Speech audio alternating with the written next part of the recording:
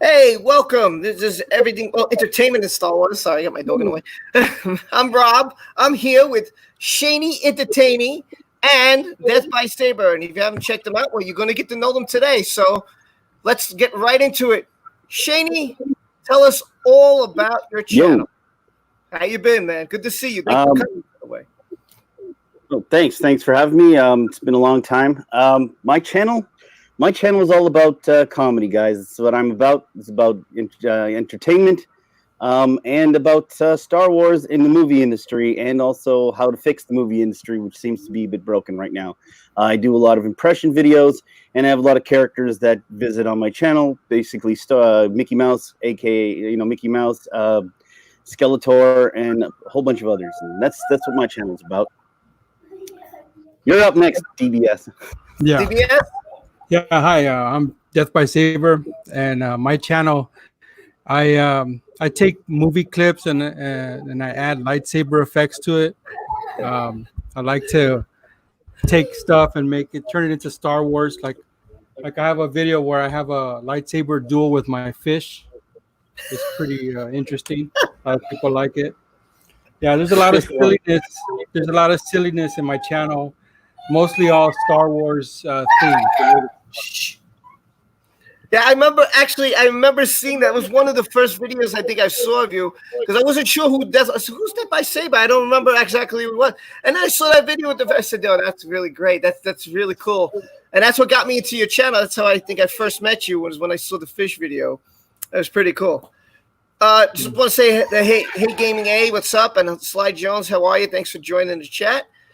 So today we're going to learn about your guys, how you feel, because you've never been on the channel. I'm sure people may know you, some may not.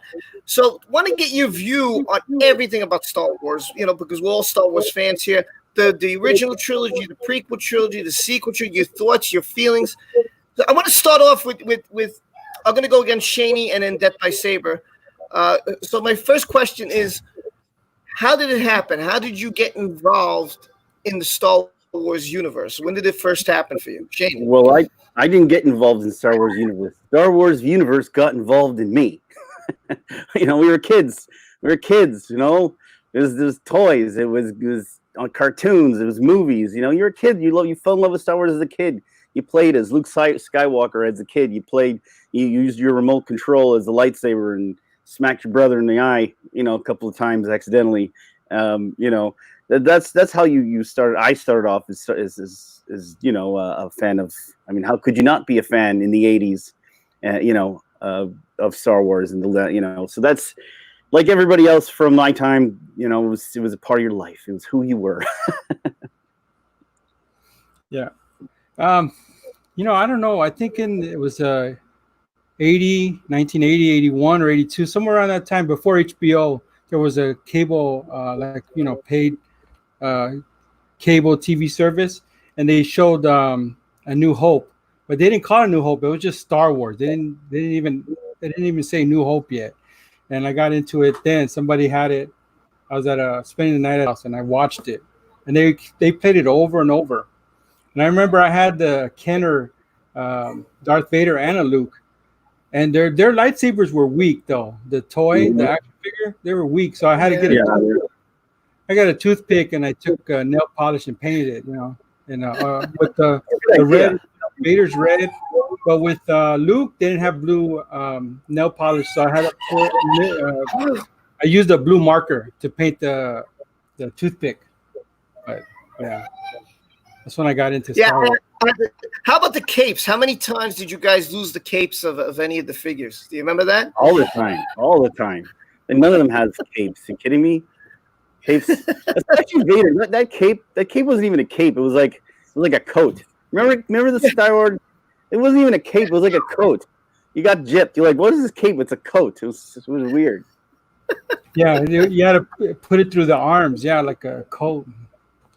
Yeah, it was fun. I remember that because, how many times you just had to figure the cape was, they look so cool, and then you took them out, and you're playing with them, whatever, and then okay, the capes were gone, the lightsaber bent or whatever. And, yeah, I remember that. They did that was not such a great job they did with those figures. I can't remember those things.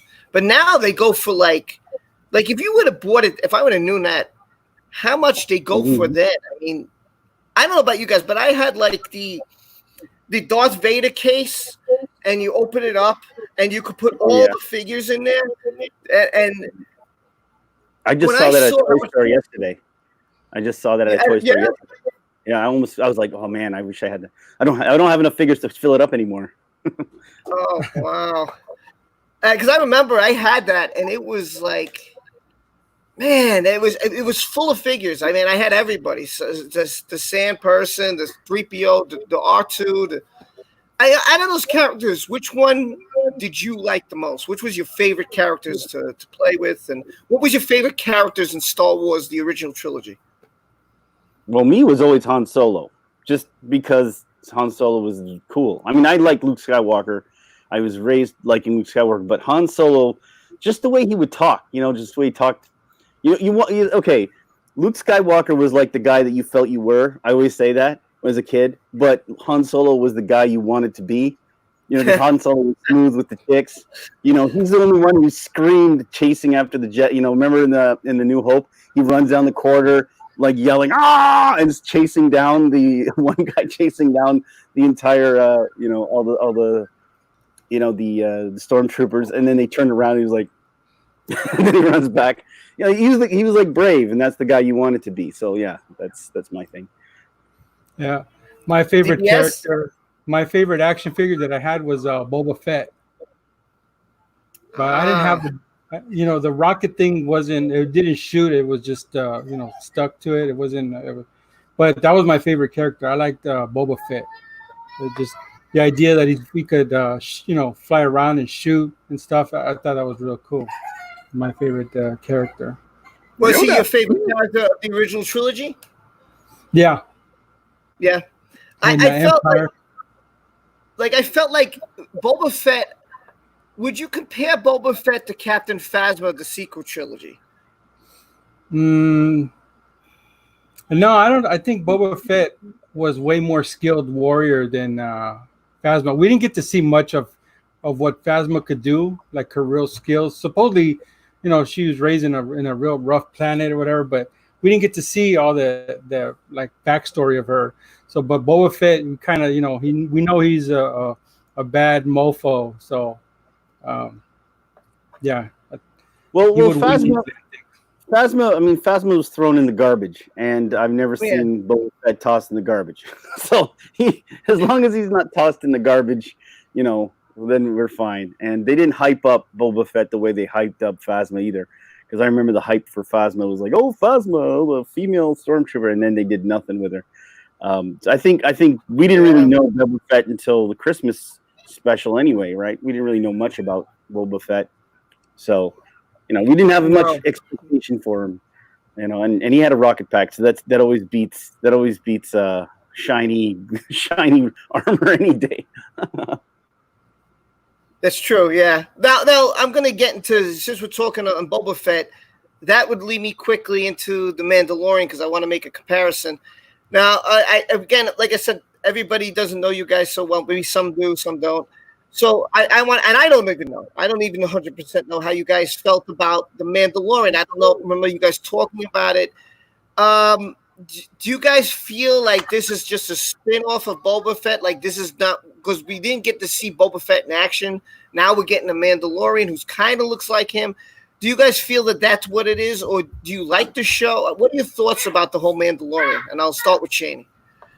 My thoughts of The Mandalorian are exactly what Disney's been doing this whole time. They're taking our childhood and they're repackaging it, rebranding it with a Disney logo. So basically what they did was they took Boba Fett and they rebranded it and called it Mandalorian so that they can make more money off of it. I think the show itself is okay. I think it's okay. It has some good episodes. It has some bad episodes.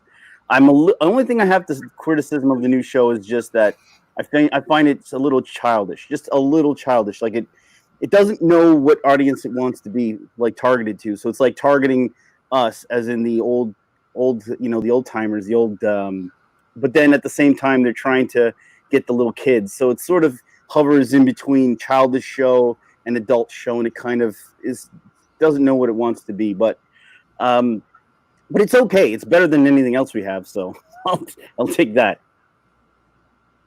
Yeah, I really enjoyed the Mandalorian show. I don't know if it's trying to copy Boba Fett too much. I mean, the armor's close to the same, but no, I like. There's only maybe one episode I didn't like, episode 4, where they're in the woods.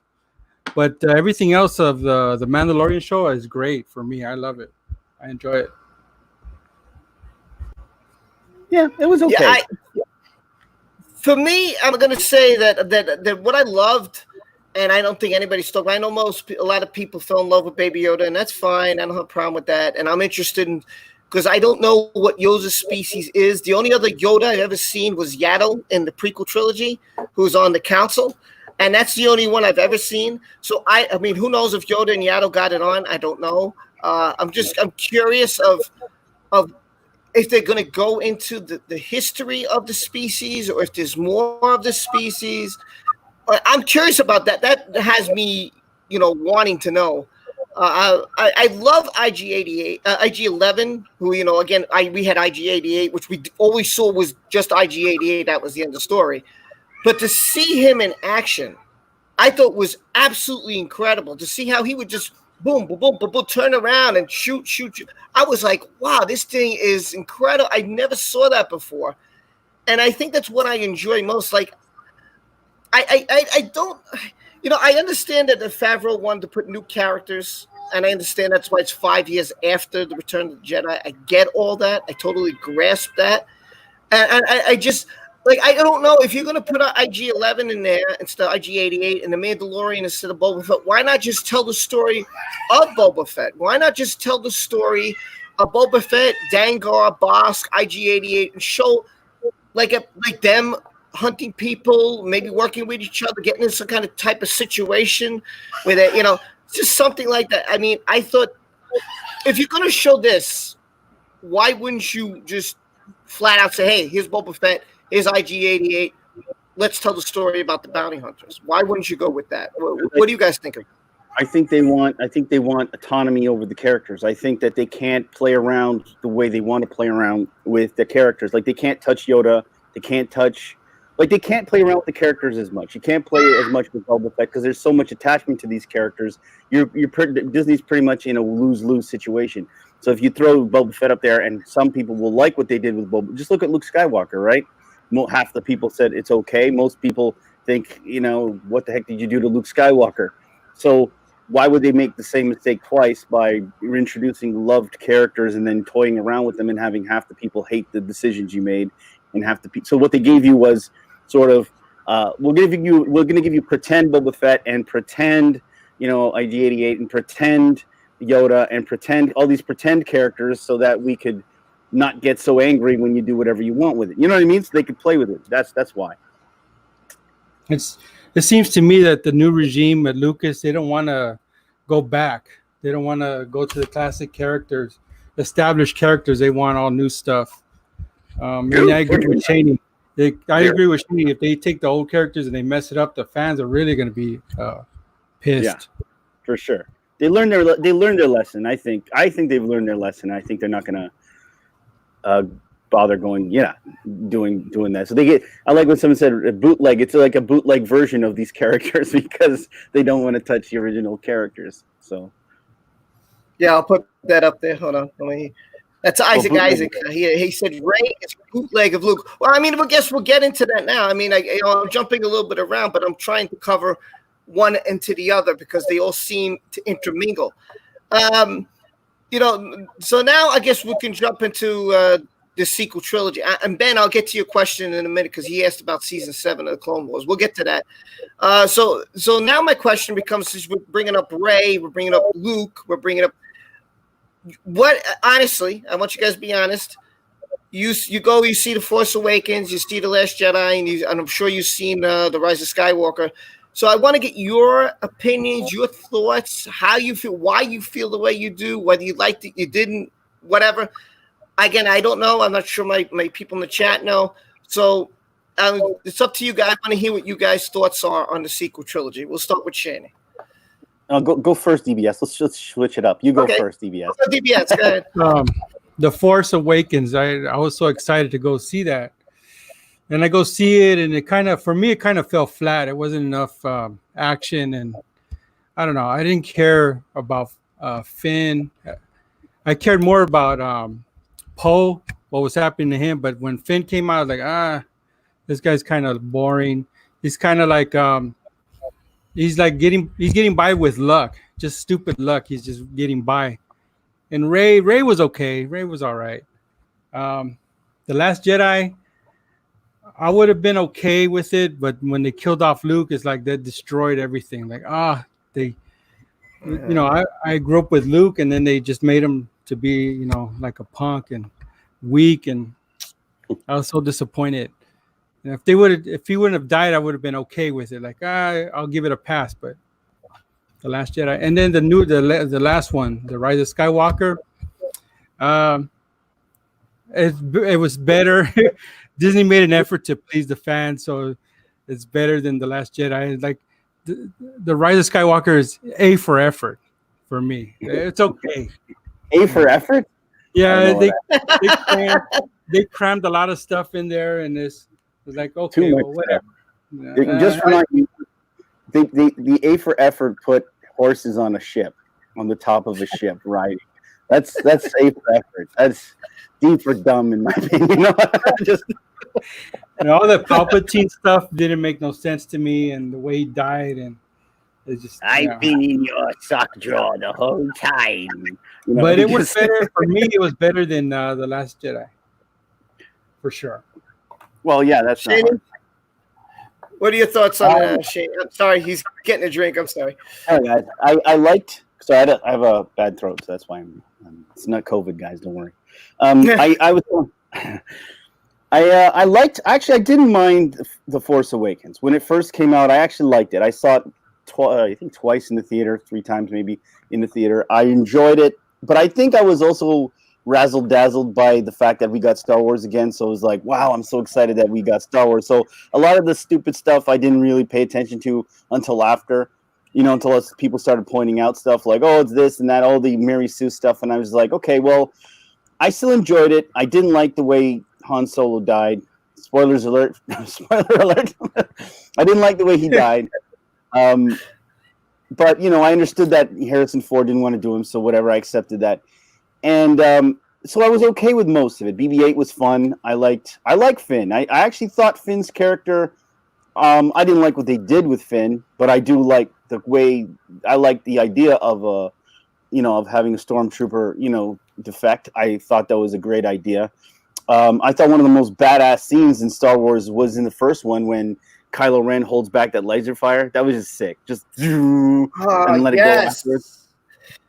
Yes. That was one of the sickest scenes I'd ever seen in Star Wars. I was like, okay, we're in for something good, because that was right in the beginning, right? I was just like, oh, this is gonna be good. So I think after that, I was just like, and they had me. But then after I started seeing all the Rey stuff, and started going, yeah, she's a bit too good at this. You're right. Yeah, it is the plot conveniences. Yeah, every time they needed something, it was there. Oh, we need a ship. Oh, well, there's the ship right there. It's the Millennium Falcon. They take off, and then who just happens to be patrolling the area? Chewie and Solo just happen to be in the neighborhood at the exact time that they need. There's so much just, stuff like that I just sort of started thinking about it, going, yeah. But I was going to say, Last Jedi comes out. Maybe Last Jedi fixes a bunch of things. Maybe we figure out, what happens. Like, sorry, yeah, you know what I mean? They were going to explain stuff. And then when The Last Jedi came out, they explained absolutely nothing. Not only did they explain everything, they slammed the door on everything that you thought could possibly. Remember all the theories there were? Remember like a zillion theories about who Snoke was and Rey's parentage. It was like George, it was almost like the biggest troll job in history. We just said, let's see what everybody wants to happen. None of it's going to happen. And in fact, we're not even going to leave a door open for any of it to possibly happen. And it was just like, and we're just going to kill the main bad guy. Why not? Right in the middle of a film of the trilogy, let's kill off the main bad guy. Let's give everybody what everybody wants. Reylo. And then the one thing that you said that could have at least saved the movie a little bit was how they treated Luke. I think we might have forgiven a lot of things had Luke been treated with dignity, with respect, with anything that's close to what we remember Luke to be. And they completely just, that was the biggest troll job of all, was Lucas contemplates murdering his own nephew, because he sensed the darkness in him. He saved his own father. So that was just complete, they deserved every ounce of rage they got, in my opinion, for that. And then the third one, to me, I know what you said, DBS, you're right. They did try, but it's like trying to restart a car once the engine is dead. It's like the engine's dying unless they you just have to rebuild the entire engine from scratch. So you just know at any time the engine is just not going to keep, is going to just die on you. The check engine light was on the whole movie long. You just knew you're not entering a real good race with that car. You're not taking it for distance. You're just sort of like hoping it doesn't break down on you on your way to work. And that's what I thought about the Rise of Skywalker. I want to add that there was an interview, some interview, Kathleen Kennedy, where she said she couldn't relate to Luke Skywalker. It's like, come on. You remember that, Shanie? Like, there's an interview somewhere. Kathleen Kennedy can't relate to Luke. Like, oh, come on. She said so many. There was also an interview where she said, "Go ahead." Yeah, she also said she was going to take care of his children. Remember, he's. Oh, don't worry, I'll take care of your legacy to George Lucas. Well, she took care of it all right. I couldn't believe the interview when she said that. Like, first we see George with her, and they're having an interview, and he says, "Oh, I left a treasure trove of Star Wars for you guys, books and comic books, and he even had 7, 8, 9 planned out." And that's fine if they wanted to tweak it or change it or add their characters to it to set up a future trilogy. I was like, okay, that's fine if that's what you want to do. But they didn't do that. They didn't do that. And then she lies later on, and I saw her in another interview by saying, "Yeah, George only left a blueprint." Like, source lady, material. what are you talking about?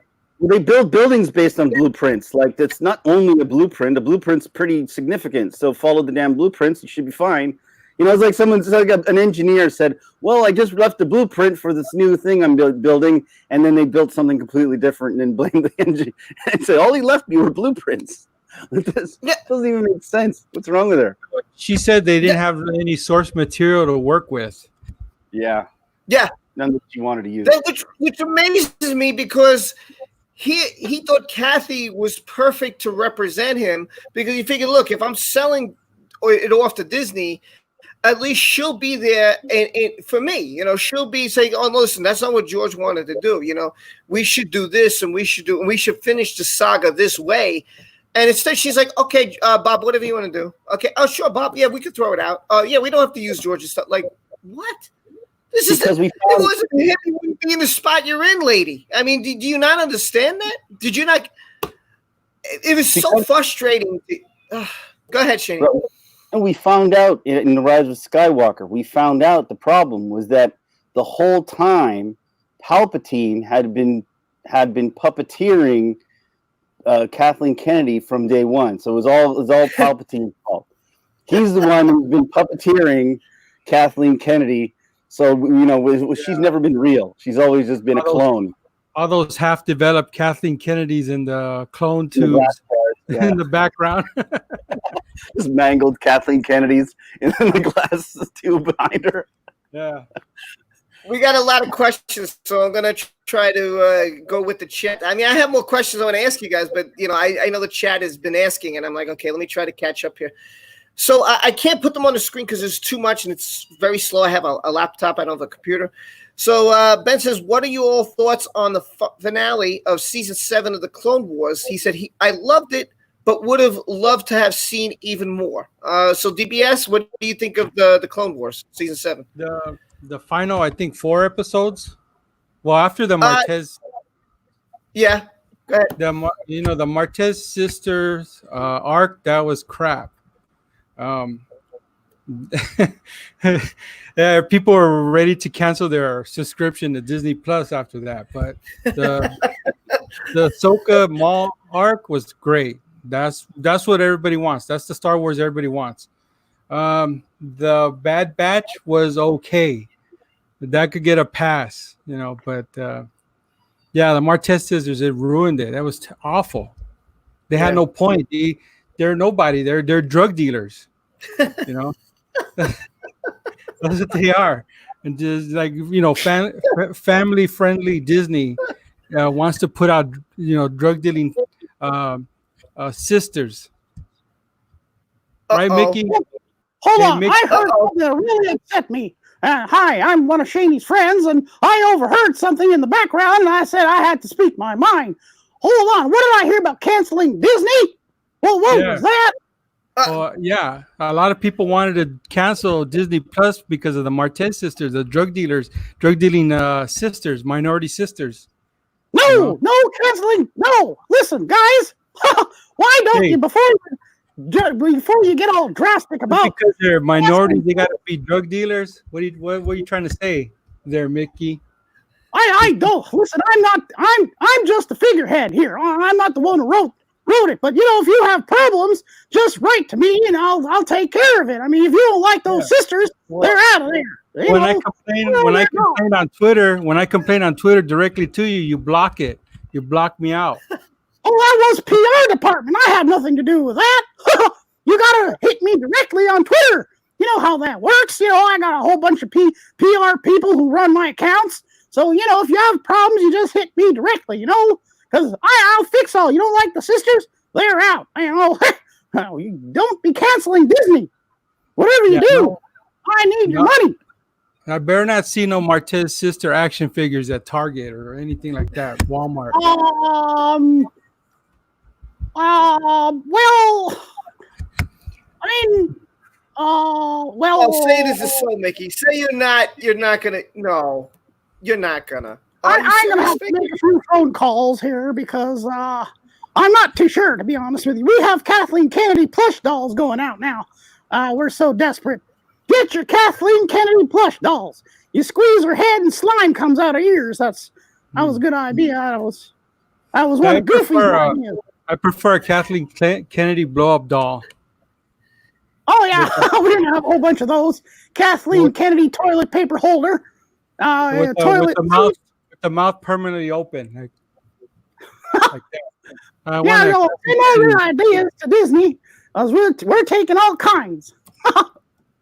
Oh, boy. For my swimming pool. Market research here.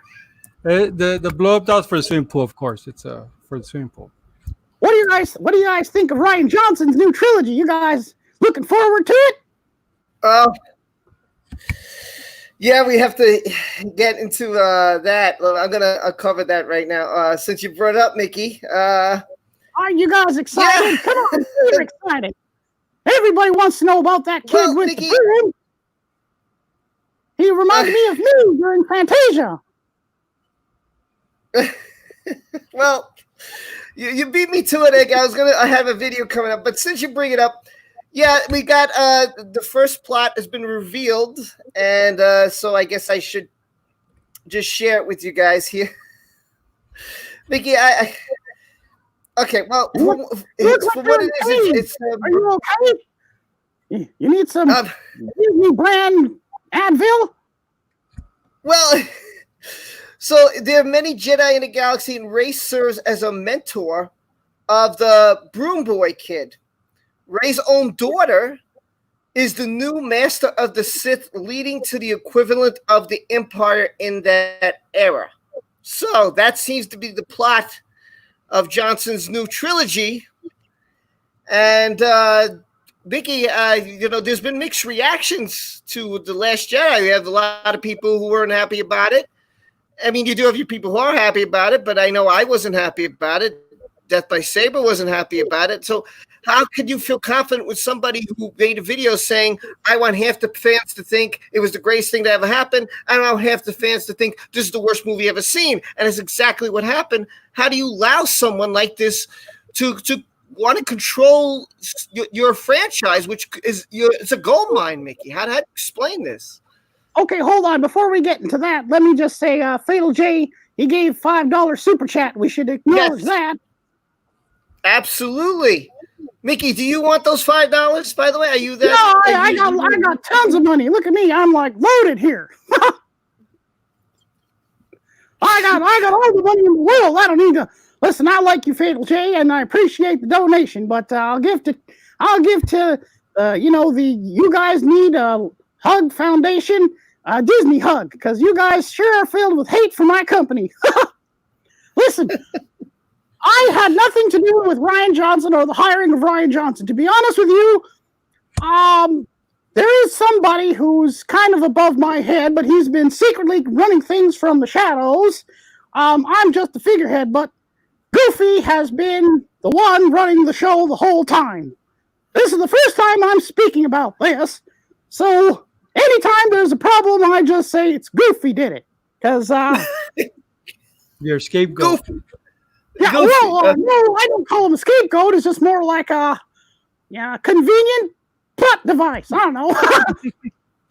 Yeah, it was Goofy. Goofy was in charge of that hiring, and we feel bad for him, being that he's slow and, he's challenged, so we didn't want to say anything because they didn't want to upset the groups. You can't offend any of the groups, so now let's see. We just say, oh, sure, yeah, all right, Goofy, Ryan Johnson directing, why not? And I don't know what to do here. We're stuck in the middle here. Yeah, Goofy did it. Quickly, I want to say to Fatal J that I'm a fan of his channel too. I'm a fan of your channel, Fatal J. Yeah, me too. We all are. Fatal J is awesome. If you haven't checked out Fatal J's channel, please do. And I just want to appreciate Fatal J. Again, you didn't have to do that, Fatal. And I've been a fan since your channel's been around. So also he's part of the Dark Council, who does a great live stream on Tuesday nights. If you haven't checked them out, you could check him out. He was Damajanai, Fatal J, Lord Callis, Abonas, and Drunk 3PO. I had two of them on, by the way. I just want to say I had Lord Callis and Damajanai. I'm hoping to get the other three. I don't know. Can I get Fatal J here? I don't know. I think Fatal J heard you were coming on, Mickey, so I think he got a little nervous. I think he was a little intimidated there. Yeah, I'm a fan of Abu Nas's freestyle raps. How do you feel about Abu Nas's raps, Mickey? Are you happy with him tearing down Disney with his raps? How do you feel about that? Well, usually what we do when we don't like somebody, when we see somebody of dissent, we and if somebody has talent, we try to buy them, right? So, we throw fistfuls of dollar at them. That's our policy. We don't fight. We just throw money at you until you say you're on board. So as of yet, we have yet to hear from Abu Nas's people based on what we are trying to get him for a new album, pro Star Wars. So yeah, that's you have to pay him a lot of money. You're gonna have to pay him a lot of money to make a pro rap song, pro Kathleen Kennedy rap song. Hey, listen, money talks, So, Mickey, did you guys really have a plan for the sequel trilogy? It seemed all over the place. A whole lot of money. That was our plan, making money. And unfortunately, we didn't quite make the mark, but we made some money, so I say the plan is just pretty good. So, don't you think it could have been better had you kept some of the lore? Had you, saw these characters and, like, Kathleen said she was going to take care of them and she did not, and you guys just kind of killed them off? Don't you think that the fan base would have been more positive about you doing that?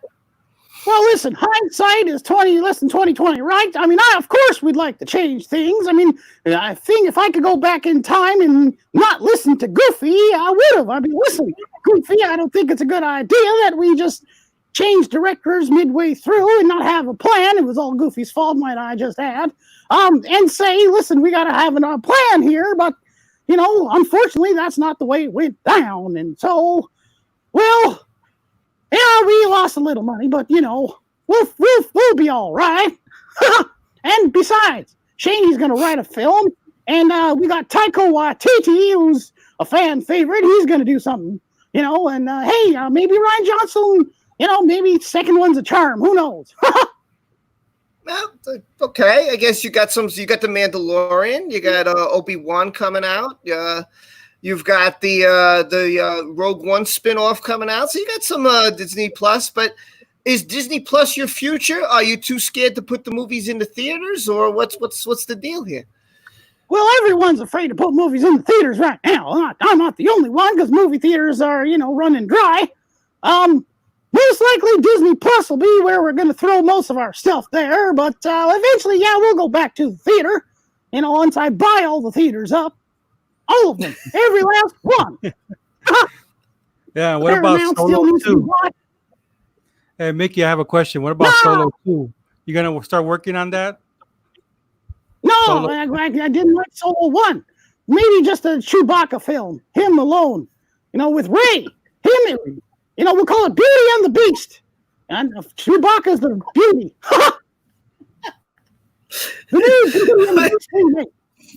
But you already have a Beauty and the Beast, Mickey. Yeah, but not where the beauty is the beast. Chewbacca's the beauty. We can't have a Sith Lord, a girl, related to a Sith Lord, be a beauty. Yeah. Well, one of the guys in the chat, by the way, thanks, Fader J.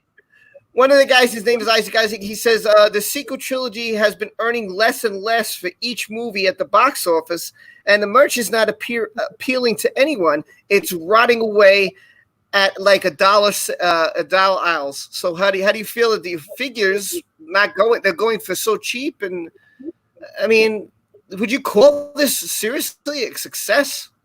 Yeah, I mean, we practically have slave labor working on that stuff. That stuff's practically free.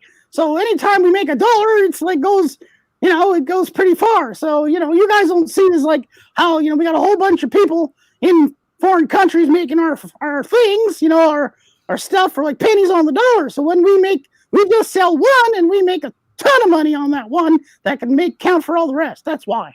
Yeah, I personally like all the stuff being at reduced price, all the sucky characters.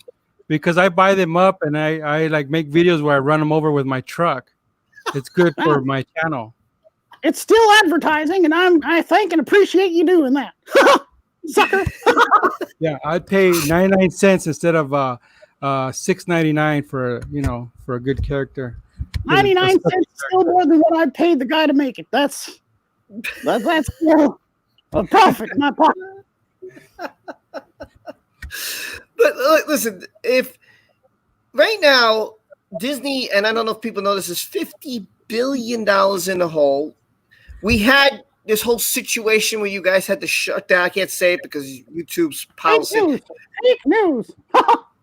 Fake news. It's fake. Okay. So aren't you worried? I mean, now you got the Black Widow movie, which can't come out this year.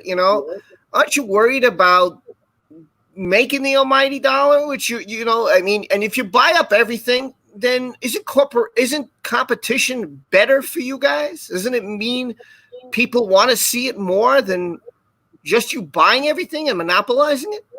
Well, first of all, a monopoly is good for me. I don't know if it's anything good for you guys, but it does wonders for me. I mean, having no other alternatives but Disney is fine for me. I don't know about you guys, but if I bought everything, why would I care?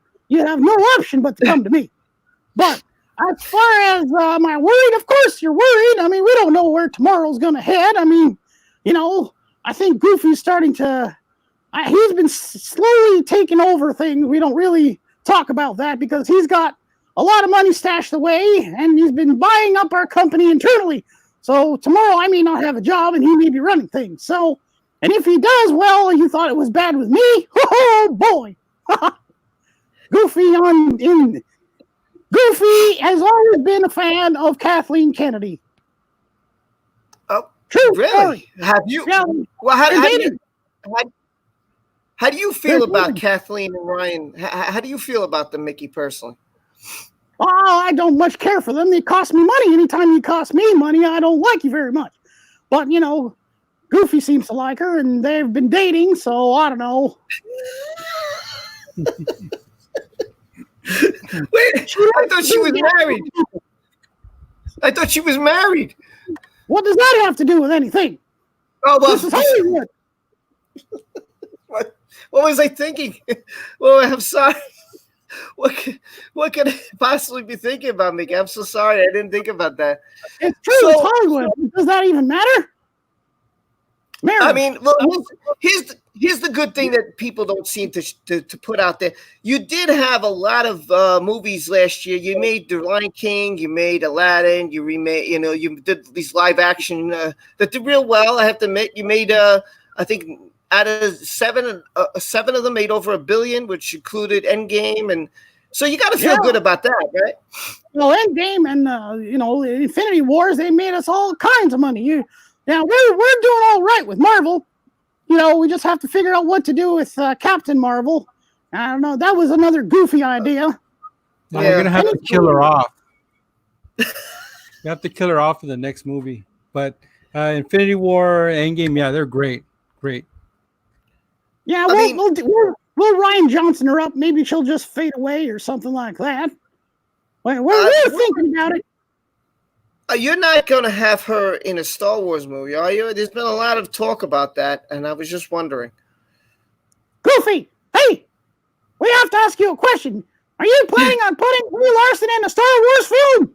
Maybe. Well, that's a maybe. We don't know. Oh, maybe. Okay. Well, at least I'm getting some answers today at the live stream. Yeah, if you want to break the company, put her put her in a Star Wars movie. Well, she could be a Sith. I think everyone would be fine with that. Or maybe she'll be the next Jar Jar. She could be a Jar Jar or whatever the heck that. What was his? A Gungan? Yeah, Brie Larson, the next Gungan. Yeah, make her a Twi'lek. Yeah, that could work. That could work. Yeah, you could make her Twi'lek. Yeah, that could work. Yeah. So make her a toilet. Oh, so Twi'lek? Toilet. Yeah, working at the healing baths in the Mandalorian. Vicky, I've always been curious. I see you a lot on Shanie's show, and you always seem to give him grief. What is it about Shanie that upsets you so much that you just gotta go there, gotta have it out with him? What is it that drives you crazy? Well, because Shanie says things in a way that is both funny and smart, and I hate that because that's a way to people, when you say things that are funny and smart, but you don't do it in a nasty way, which is what he does, people listen to it more. See, if people get emotional and start getting angry, well, then you can manipulate that and just say, he's just angry and butthurt and he's racist and all that sort of stuff. When Shanie does it joking around and at the same time, he doesn't seem too serious about things, people take it seriously and I get all upset and now I'm the one huffing and puffing going, hey, what are you talking about? Don't pick on my company. Damn you. That's why. But we're friends now. Yeah, Shanie uses too many friends facts. Now.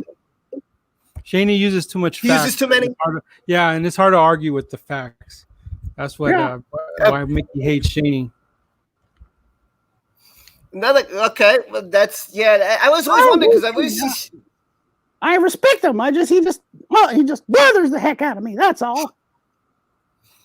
All right. So now, how do you feel about how I heard the California Galaxy's Edge opened and it's kind of empty. I mean, not in Florida. Florida did well. Florida did well. Not gonna. That's good. But what happened in California, man? What happened, Mickey? Too much I think it was too much sun. Too many people surfing. That's what I think. I mean, it can't be my company. Everything we do is smart. So, I don't know. Maybe just too many people in California who are just, too many things to do. I don't know. I can't account for that. Goofy, what do you think? Yeah, Goofy doesn't know anything.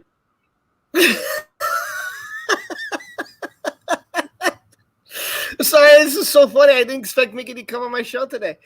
So, Mickey, I mean, overall, is there any other franchise or company you plan on buying next and destroying? I mean, just buying. I saw what you did there. Well, I was going to buy your channel and DBS right after this. Then I was going to have you guys become, pro Disney. Listen, if I dropped I dropped $1 million on your doorstep tomorrow, will you be taking that New York Yankees hat off and put a Mickey Mouse hat on? Or I love The Last Jedi. Would you put that hat on? $1 million. Yeah. I love The Last Jedi. I want to marry Kathleen Kennedy. Yeah, I'll take the $1 million, and then I'll start a new channel called Death by Laser Sword. And just continue. Continue There what I you do. go. See, everything's coming up, Mickey. Yeah. So, Mickey, is there what's your plans for Disney? What's your plans for the future? Let's see. Our plans are, hopefully, when this all clears up, we're going to release a couple of more films. What the heck phase are we? What phase are we on now with Marvel? Phase 11? I don't even know. Now we'll do phase 11 or whatever the heck it is with Marvel. What movies for Disney have we not remade? We're going to remake a bunch of more movies we haven't remade. I think Mulan and Tarzan and whatever the heck, Gargoyles, who the heck knows? Gummy Bears. We'll remake Gummy Bears. And Mickey's going to fire Kathleen Kennedy and replace her with Jon Favreau. That's what I think once her and Goofy get married, we'll see less of Kathleen Kennedy because Goofy's we don't know this about Goofy, but he's a great lover. Oh. Yeah, hopefully he'll give her a Goofy baby too. He's got a big nose. I mean, so he's got to do something with that. Ryan Johnson was a Goofy baby. Mickey, I really appreciate you stopping by today. Do you think I'll have you? Do you think you'll be on again in the future? You think you'll stop by again? Sure, I had a whole bunch of fun, guys. As long as you don't mind me, mouthing off the way I do. Sometimes I get carried away, but on my channel, every opinion matters. It's not just how I feel; it's how everybody feels. I think everybody's entitled to their opinion, whether they agree with me or not. It doesn't matter. And listen, I value you coming on the show, being brave to stand by me and Death by Saber, and just taking it all in, and just giving your voice out. That's fine. Yeah, I like it. I like it when Mickey has no filter, and when Mickey is not politically correct. I like this Mickey version. Yeah. Listen, guys, I have a saying too. It's called "Everybody's entitled to my opinion." That's the motto I go for. Thanks so much for being on, Mickey. I appreciate it. All right, guys. See you later. Take care. That's Mickey Mouse. Yes, Jack. Mickey was on the show. Hopefully we get Shanie back. I don't know after that what's gonna happen with the stream. The stream always goes everywhere. I don't expect it to go. Oh, Shanie, you are back.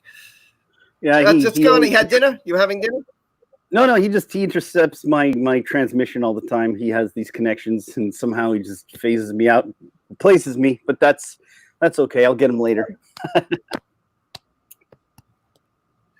So. Oh my God! Let's see. I'm going to get back to some of the questions we were talking about the Clone Wars season 7, and I don't know if Shanie got his voice in there. So, Shanie, I heard Death by Saber, and he had a problem. I haven't seen it yet. I actually haven't caught up yet. I still have to catch up, and I'm not there yet, so I have no opinion on that just yet. Wow! I've seen a few episodes, okay. but I haven't seen the finale yet. Okay. So let me see. I got to go back up to just give me 1 second. Oh, yeah. Okay. So Isaac asked, hey, since they are bringing back Boba Fett for a small role in season 2, could they be setting him up for his own standalone series? What do you guys, DBS, what do you think of that? No, I don't think so. I think he'll just make his appearance in The Mandalorian, and they'll put him back on the shelf to collect dust, and we won't see any more Boba Fett because Disney doesn't want to bring back old characters. They're just doing this for publicity, just to bring more views. But after that, it'll be put back in the storage in the vault and forget about them.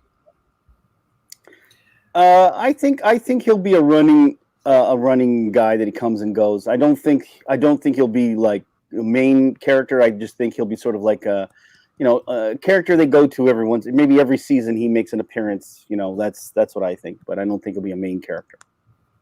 Cameo appearances every season. There's been a lot of rumors. I don't know if you guys have been reading about Rosario Dawson playing Ahsoka Tano. We're going to have Captain Rex, possibly Sabine, Boba Fett, Bosk. Iden Verso from the video game, from the Battlefront 2. I've heard so many people coming into this. Do you now? I mean, obviously, I think it's just for fan service to draw more people back into it. But do you guys feel that this is over? Is this too much, or is this? I also heard a rumor it could be leading to an Ahsoka Tano series. I don't know how true that is, but just want to get you guys' thoughts. So you think is that where they're going with this, and this is or what? This time I'll start with Shanie. I don't think Disney knows what they're doing from 1 minute to the next. What I think is they got a bunch of ideas, and then I think they throw it to what the fans decide. And I think what we're going to see is if we like Ahsoka Tano, if we like her in the Mandalorian and the response is good, we'll see the film or we'll see her own series. If the response isn't good, we're not going to see it. I think Disney is going to hedge their bets every time they do something now, and I don't think they're willing to throw money stupidly at anything. I think they're just going to wait and see the response, and I think that's why they're going to test this character, test that character, and they're going to judge by the response whether or not they continue with it. That's what I think. Yeah, I agree with Shanie. I don't think they could afford to mess up anymore, because the loss of the money and the fans and everything. Yeah, they're going to be more cautious and be more careful. They're not going to just throw new stuff out there, new characters. Even with Ryan Johnson's trilogy, I don't think he's going to do it unless I think they threw out a rumor and they're going to be like, well, let's see how the rumors take. Let's see what the leak takes. They leak these things on purpose now, and I think they're going to see how people respond to it. And if the response is adequate, then they'll do it, and if it's not, then they won't. And I think that's how they're going to do everything from now on. They can't make mistakes anymore. They can't afford to. I agree. Isaac said, speaking about The Last Jedi, Isaac, again, I can't push this up because it doesn't come up there. It says, I don't know. I think that they went a bit over the top with the slapstick comedy and funny jokes every 2 minutes in each scene in this sequel trilogy. Sometimes it ruins the tension. What do you guys think about that? Yeah. I mean, good. Get used to it because it's only going to get worse since Taika Waititi's getting a film, and that guy's notorious for breaking. Look at Thor Ragnarok. As much as I like that film, they destroyed his entire world and turned it into a joke a gag at the end. So be prepared for more of the same when it comes to that. Yeah, I mean, this Star Wars, we're at war. There's no place for jokes in war. Monty Python humor. In Star Wars, just keep it to seriousness and war and drama. Yeah. Know your mama jokes. I think action, more action. Yeah, that was. Oh my God, I forgot about that. You just mentioned it. That the mama joke. Yeah, that was. Oh my God, that was so stupid. That is. Yeah. Well, it got me thinking, like, oh, cringe. Why you make me think about that? And then you find out that the guy we said your mama joke to was on his side the whole time because he was a spy. So yeah. the your mama joke doesn't even have an impact because it was toward a spy, so it doesn't even matter anymore. I know, it's so stupid. Son. Okay, JBS said The Force Awakens have potential. I love the opening with a fierce Kylo. I agree. But no Big Three reunion, which was bad. The Last Jedi was trash in his opinion. So bad that when Luke died, I decided to boycott The Rise of Skywalker. Yeah, Shady, you were mentioning this. I never got to speak about it, how I felt. I agree that I think that one of the great scenes was the beginning when Kylo grabbed like Finn went to shoot, Poe went to shoot at him. It's just he grabbed the blaster's just hanging there. He's having a conversation with him. Poe is still trying to be a tough guy, which I love. Like, okay, who speaks first? You or me? Because Kylo is intimidating. Comes off, I'm like, whoa, this guy is intimidating already. And I was hoping for the really badass Sith, like the Sith Lord that was so powerful that he took nothing. He didn't care about no one, heartless. In the beginning, he showed that, and I was excited. I was like, "Whoa!" He's like, "Yeah, kill them all. Yeah, just kill them. I don't care. Kill them all." And when that guy went to talk back with him, Los Santeca, he's like, "Well, I know this, and I know," and he's like, "Okay, I'm going to show you the dark side." And he just boom. He didn't care. No remorse, no feelings, no empathy. And then he looks at the blast and and then the blast comes up. I thought that beginning was really awesome. Mm-hmm. When it got to the part when she calls him a monster, and then he takes off his helmet. For me, that's when the movie went downhill. That's when. Go ahead, Shane. I call that the Vidal Sassoon moment. It was like, here you have a guy who's got his hair all bottled up, in this helmet for the entire film. He takes off his hair, and it's just all I kept thinking was, remember that movie? You remember that part in what was it, Wayne's World, when you see he close up and the girl is Dreamweaver. It's like the slow motion hair commercial, just I was like, oh, here we go. We just ruined it. Imagine if Darth Vader did that. Can you imagine how it would have ruined the character if in the second movie Darth Vader takes off his helmet and you just see just this lock of hair just hi baby. I'm so They also did that in Austin Powers, I believe, in The Spider Shag Me with Felicity Shagwell. She's on the motorcycle and she takes off her helmet. Yeah, that's the part I remember the most. Yeah. That's what they did, for Kylo Ren. It was that took away all basically intimidation away from him. He just became, just random dude after that, Yeah, his hair was blown dried and curling iron, a little bit of curling iron. Yeah, mousse in it and everything. It was I also think Instagram afterwards too. Might as well Duck Bill. Like I also felt like when with The Force Awakens, here's what I give it credit for. It had a lot of good things to it. It had Finn, and I know DBS, you weren't thrilled with Finn's character, but I thought like a lot of people like, oh man, this guy defected. This would be really cool to see how he is and why he defected, to get some kind of a backstory about him. And as the thing went on, he just became like a joke. Like the only thing I remember him doing was screaming Rey throughout the entire movies. Why? Even the last movie, she's fighting Kylo on the ship, on whatever it was, a Death Star, and the water, and she's screaming for Rey, and she just uses the Force and throws him away because she doesn't want him to get hurt, obviously. But I was like, that's all I remember him doing. The most iconic part about Finn, okay, and I'm sure you guys are going to agree with this, is in the last, and it's where I get the Last Jedi a little props. He's on the ship.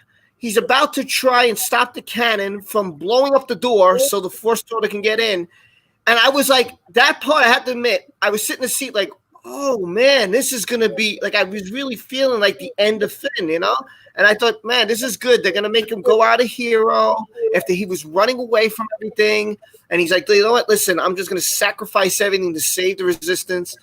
And then the worst scene that I've ever seen in every Star Wars movie happened. Ray Tico comes from out of nowhere, smashes his ship, prevents him from stopping the mechanic, the gun from firing. It fires anyway. I'm like, and then they somehow wind up without a scratch, totally fine after a humongous wreck. And let's get on the Falcon. It was the power of love. It was the power of love. That's what saved him. The interracial kiss heard around the world. Yeah. It's the sexual harassment. We're gonna beat our enemies with love and not by killing them. Yeah.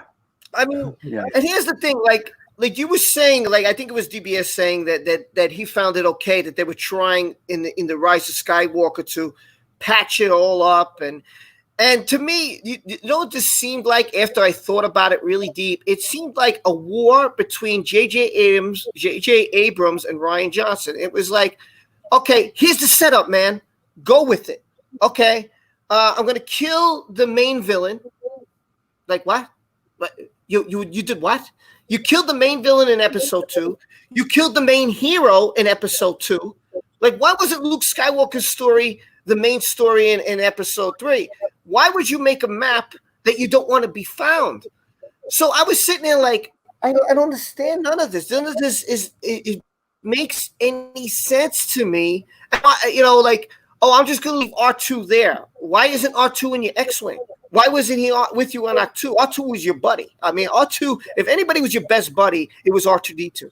If anybody saved everybody in these first 6 films, it was the most underrated hero of them all, R2-D2. If it wasn't for him, Kenobi, Qui-Gon Jinn, Padme would have died, and that would have been the end of the movie, because it was R2 who was able to fix the hyperdrive for them to get through the blockade in The Phantom Menace. I don't know if people remember that scene. They would also be crushed by the garbage, remember? Luke would have been crushed by the garbage, and all of them would have been crushed in the garbage if it wasn't for the R2. That's how inefficient they were. They relied on the droid to not die. R2 even saved Palpatine. When they're in the elevator after they killed Dooku, R2 saved Palpatine as well.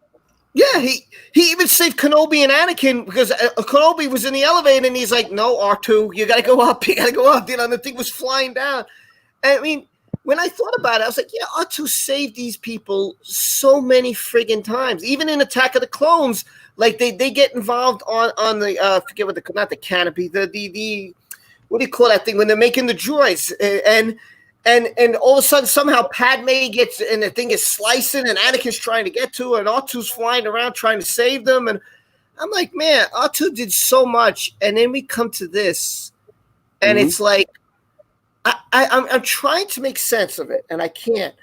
He's left at a resistance base, yet Luke doesn't want to be found, but R2 has the majority of the map.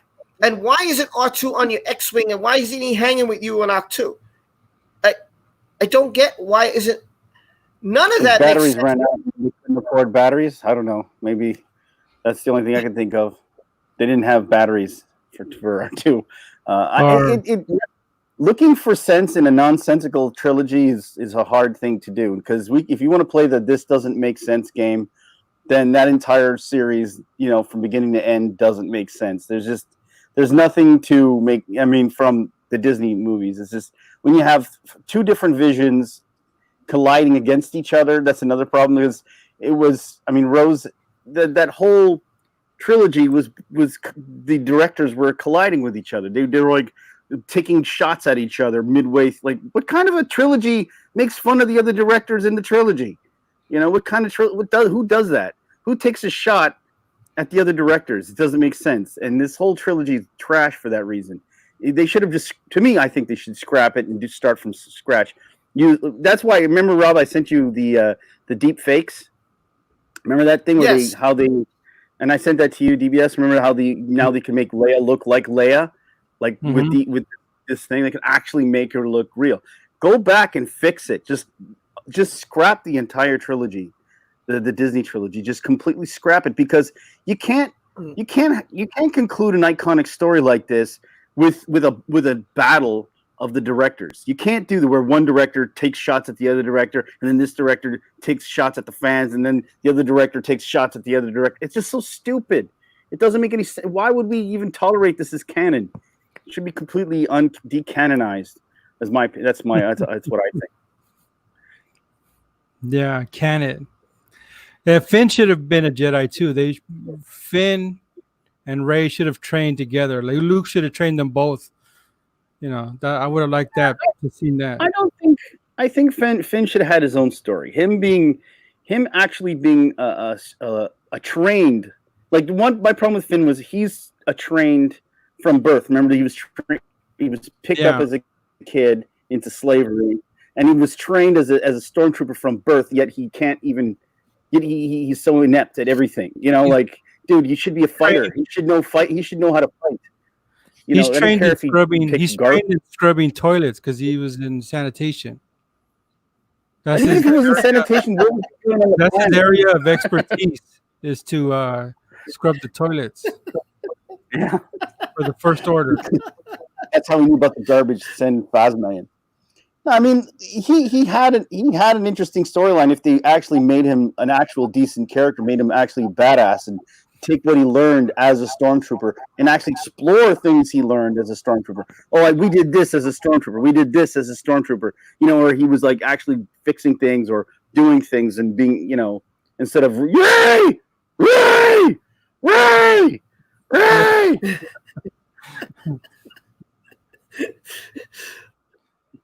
Yeah. Isaac said Finn was trying to tell Ray that he's a force sensitive in episode 9. Was it said in the movie? Hell no. It was confirmed in one of JJ's BS tweets. Well, I mean, I think it was confirmed in the novelization, and then JJ spoke about it too. It seems like that novelization that came out is supposed to explain all the holes and all the plot holes. Well, not all of them, but most of them. Like, okay, first off, in The Force Awakens, Maz Kanata gives Rey the saber, and she said, "How do you get it?" Though that would be explained for another time. Was it ever explained in the movies? No, never explained in the movies. Okay, so we have that. What happened? She picked up that lightsaber at a yard sale, a garage sale. I guarantee you, Maz Kanata, and I'm telling you this right now. I didn't read it in no book, but I'm telling you this is what's going to happen. This is because I know how they think. I know how Disney thinks. I've been hanging around Mickey long enough to know this. So this is how Maz Kanata got their hands. She dated what's his name? What the heck is his name? Lando Calrissian. She dated Lando Calrissian. They were an item. Lando found it because he lost it when he in there, and so he found it and he gave it as a wedding gift or as a present to Maz Kanata. And that's how they did it. We're going to find out they were in a relationship. And with Luke's hand still holding the lightsaber, still gripped real tight on the lightsaber. Yeah. They use the hand for other things. It's still in the box. Isaac's great. He's always writing. I love this. He says, "I should not have to read some side stuff to understand a movie better." I agree. I don't, to me, it just shows the poor quality of writing. And when I see people like on Twitter and say, "Oh, The Last Jedi is the greatest thing I've ever seen," and I'm like, what are you smoking, man? Listen, the throne room scene, when I hear people tell me that throne room scene was the best lightsaber scene of all Star Wars, I'm like, no way. You have guards who are dancing around like, "Ooh, what do I do? Ooh, what do I do?" And then Rey kicks 3 of them. Meantime, she kicks one person, and like they fall like dominoes. Like it's a I don't know. Like I'm so cartoon. I'm watching like they're simpletons. I mean, these are trained. Think about that, trained warriors. Then you got the guy with the blade, right? He's got Rey, and all of a sudden he has the blade. He's gonna stab her, and the blade just magically disappears into thin air. It's like gone. It's gone. So I'm like, can you tell me that besides the Phantom Menace, which we have Qui-Gon and Obi-Wan versus Darth Maul, which was a fantastic lightsaber duel.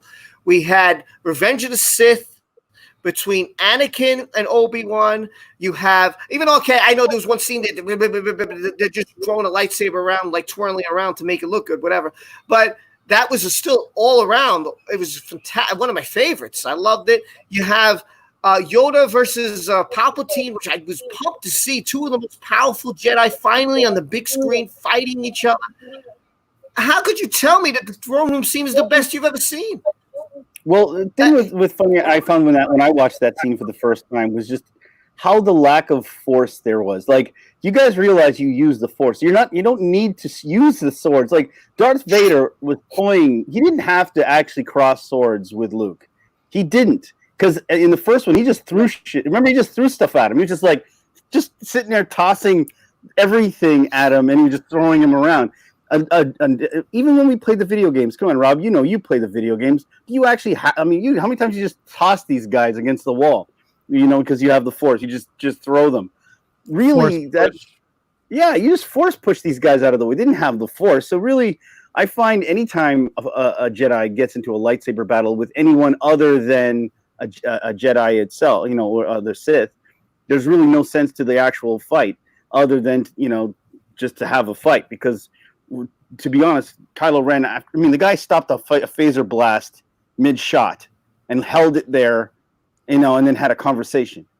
The guy could have just froze them, picked their nose, poked him in the eye a bit, you know what I mean, and then threw them aside, you know, because he should be that strong, right? And both him and Ray together, they shouldn't even have to touch this. They shouldn't have even had to pull out a lightsaber. That's what I just think these things are silly. But yeah, that's what I think. I'm pro Force. No, I agree with everything what Shanie said. You know, and then going back to J.J. Abrams' tweets, are we gonna make his tweets canon before we're explaining the behind the scenes stuff, backstories? We're gonna make J.J. Abrams' tweets canon. Yeah, I mean, it's just insane. And you know, some of the other things that bother me, I mean, besides the fight sequence that we had, besides which is the worst scene ever with Rose Tico, you know, then it's funny. Then everybody's like JJ the whole time is trying to kiss butts and saying, "Oh no, Ryan did the best he could do. He did such a great job. I was so happy with his work." And I have to, you know, it is what it is, and I'm not going to, you know, destroy what he did. And then I'm watching this movie like, okay, so Rose Tico is barely used in this movie, barely. Okay, you barely used her. And then, you know, Snook is a clone. Okay, so basically you were saying, Snook was just a toy anyway, so you didn't do nothing to me. He covers that up, and I'm like looking at like he made fun of Holdo. Like, oh, we should do a Holdo. No, that's 1 in a million. That's 1 in a million. Hold on a second. I need a drink. Hold on. Sorry. Well, yeah, also, if you forget, they also did the. Mm-hmm. Sorry, go ahead. So to me, it seemed like Luke also made that comment about the lightsaber too. Remember the where, you know, about the throwing the lightsaber, where he catches it and says, "Take care of it. This is, you know, this is precious." There was a lot of jabs. Yeah. And so to me, there's been a lot of, even though they're trying not to put it in public, and there was rumor that there was now Kathleen Kennedy and Jon Favreau are in the back, and they got their people going at each other's wits because she's like, oh no, we have to, you know, we have to move forward. We have to put in our characters and our people and all our new stuff. And we can't forget about the past, forget about George's stuff. Just throw it out and let's move forward. And John's like, no, that's not how we got to do it. We can go forward, but we need to also keep the lore. This is what the people want. This is what you need in Star Wars. And he's right. I agree with Favreau. I'm 100% on his side. I can't see how you could. I mean, it's like saying, okay, we've seen Back to the Future. Hey, let's make Back to the Future 4, because you know how they are. They don't got no original ideas in Hollywood anymore. So they make a Back to the Future 4. You cannot pretend that Back to the Future 1, 2, and 3 did not happen. It did happen. You need to use some of the past the present to make sense. I mean, and for some reason Hollywood is not getting this. And I'm not just talking Star Wars here. I'm talking all Hollywood. Like Ghostbusters 2016 flopped, right? It flopped. Why? What? Because everybody was expecting the old Ghostbusters to pass the torch. That didn't happen. It was like they didn't even exist. Bill Murray was some kind of jerk, you know. It wasn't even him. It wasn't Peter Venkman. I was like, you know, so when you have like, okay, we're going to reboot it, or everybody knows, seen the movies. That's why they're there. They're there because of what has happened. Not that you ignore, like if they made a Die Hard 5, you know, you can't forget Die Hard 1 to 4. It's important. It should be important to your story, to your continuing. Even if you're passing the torch. I mean, you know, what's going on in Hollywood, guys? I mean, seriously, what is happening here? They want to destroy the past. Look at what they're doing to statues. They want to destroy history. They want to take down, you know, important people in history, and they're taking down statues right now. It's the same thing they're doing in Hollywood. They're taking down the past. They're destroying the past because they think the past is unwoke and the past is evil. And so they think that their new truth and their new future is what they want to happen. So they're trying to kill the past. They've been saying it forever. Now they're doing it literally. They're killing the past and taking down George Washington and all that stuff. So that's what Disney's been doing for the longest time, killing the past. And I mean, that's what the woke community's been trying to do. And they did it with Star Wars. They killed the past.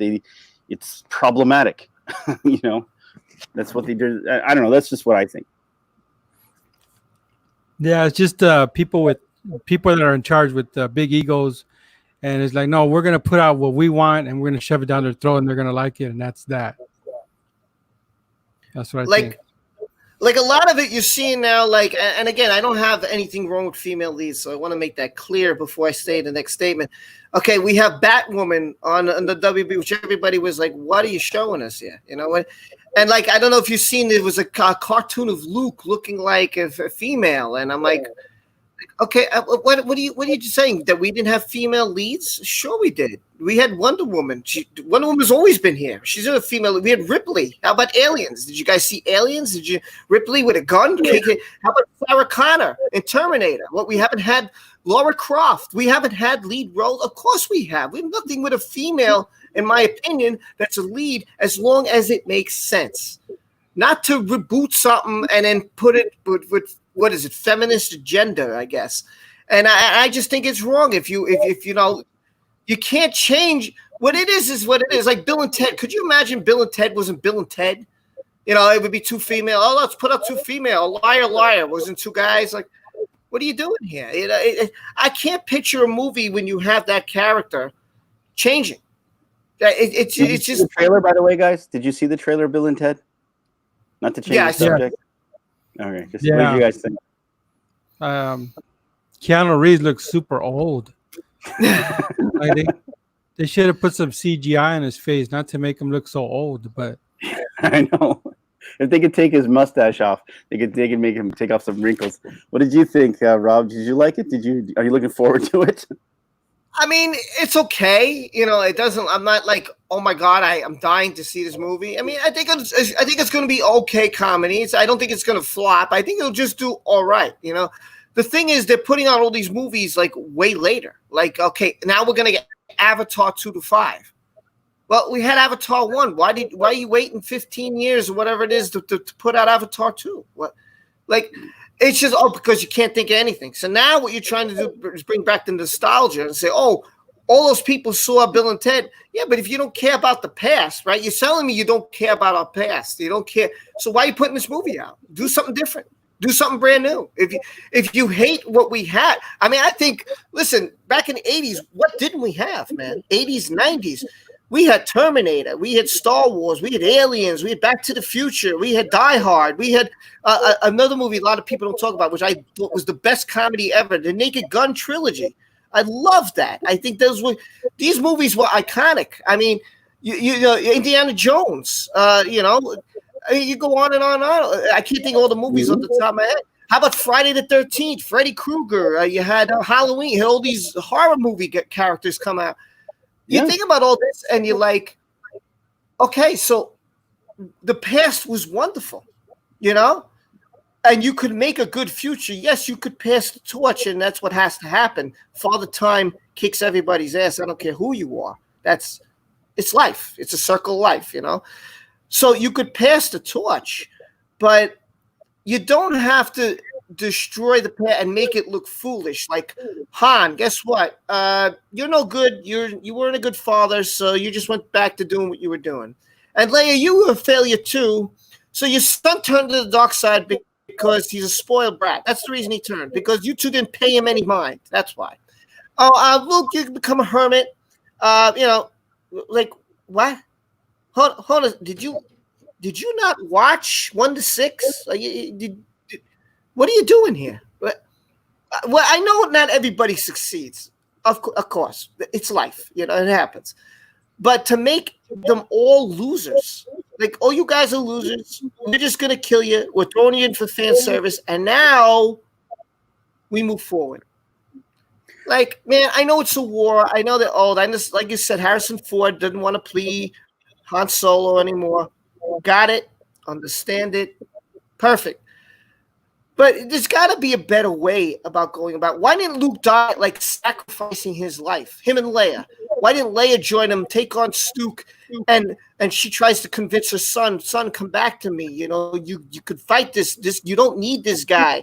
And maybe Snoke kills her and kills Luke, and Luke sacrifices his body for his sister or something. And then Ben's like, that's my mother. That's my uncle. You know. And then Ben turns and he fights with Rey against Snoke. I would have been like, fantastic.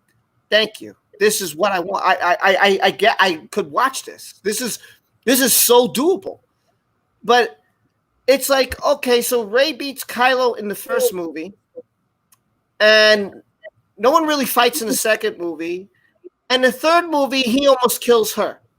Like, shouldn't it have been the opposite way? Shouldn't it have been the first movie he almost kills her, and maybe Luke comes out to stop him or something? Because this was like Tarantino's movie. You're supposed to watch it backwards. That's why. You're supposed to watch it. That's how it was supposed to be watched. You watch the Rise of Skywalker first, then you watch that, because it was a backwards made film. Yeah, no, none of that makes sense. I agree with you on that. It's like now he wins after she trains and she could literally fly. Now you win.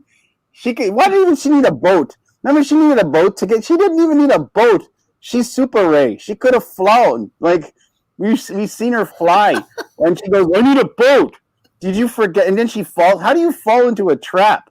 You could fly. I don't understand how she needs to fall into a trap. She falls into a trap made of, and the worst thing for me that ever was introduced to Star Wars was the healing nonsense. That one is the worst. The bringing people back to life is just stupid, because that one, it just kills stories going forward, and it makes you wonder why they didn't do that in the past. Well, what about transferring the lightsaber? Rey transferred using the Force to Ben. She transferred the teleporter. The teleport technology now they have only in her mind. And then and it's her underwear. How did I get your underwear? And she's running like a commando now because she accidentally sent him her underwear. That's how they fell in love. People don't realize they've been tossing each other kisses through the teleporter. It's just so bad.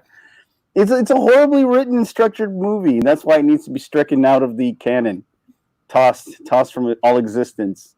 That's why I don't look forward to anything that Disney makes when it comes to this, unless they give it to the guys that did Endgame, because I think those guys might be the only guys who work for Disney that I trust to make anything. Well, isn't that why they got Feige? Isn't it the reason that they got Feige to try to join? It's funny because so many people, YouTubers were like, "Oh, Feige's not going to join. He's busy with Marvel. He's running Marvel. He's running the show." And all of a sudden they say, "Oh yeah, well, Kevin Feige is jumping on Star Wars." And I was like, "Well, wait a minute. Everybody said he wasn't joining. What the hell?" And isn't that the reason that they got him to try and build a coherent story to build to build somewhere along the line, to make everything come together? I think that's why they hired Feige. Because he knows what They had a coherent story. They had a coherent story. It was written in the books. It was in all of the stuff George Lucas did. I'm pretty sure if you look at George Lucas's little blue blueprint that he left, I'm pretty sure there was a coherent story there.